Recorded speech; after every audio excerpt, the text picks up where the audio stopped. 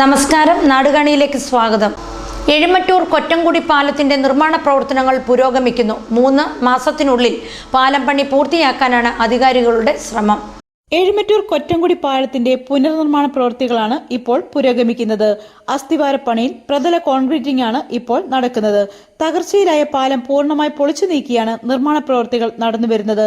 ആദ്യം ബലക്ഷയമില്ലെന്ന് കണ്ടെത്തിയ ഇരുകരകളിലെയും ഭിത്തി നിലനിർത്തി മുകൾ തട്ടിലെ കോൺക്രീറ്റിംഗ് നടത്തുവാനായിരുന്നു ആദ്യ പദ്ധതി. എന്നാൽ പിന്നീടത് ഉപേക്ഷിക്കുകയായിരുന്നു.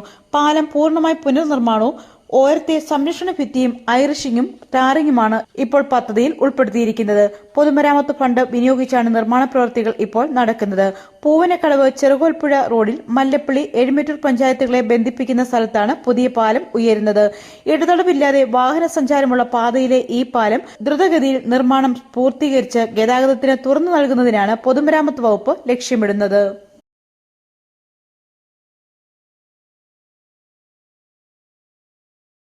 നാട്ടുകാർക്ക് പ്രതീക്ഷ നൽകി വർഷങ്ങളായി തകർന്നു കിടന്ന കൊറ്റംകുടി പാലത്തിൻ്റെ നിർമ്മാണ പ്രവർത്തനമാണ് ഇപ്പോൾ ഇവിടെ നടന്നുകൊണ്ടിരിക്കുന്നത്. ഏകദേശം 6 മാസത്തിനുള്ളിൽ ഈ കലിങ്ങിൻ്റെ നിർമ്മാണ പ്രവർത്തനങ്ങൾ പൂർത്തിയാക്കി ഗതാഗതത്തിന് തുറന്നു കൊടുക്കും എന്നുള്ള പ്രതീക്ഷയാണ് നാട്ടുകാർക്കും ഒപ്പം അധികാരികൾക്കുമുള്ളത്. വിഷ്ണു പുശ്ശേരിക്കൊപ്പം ജിജു വൈക്കത്തിശ്ശേരി.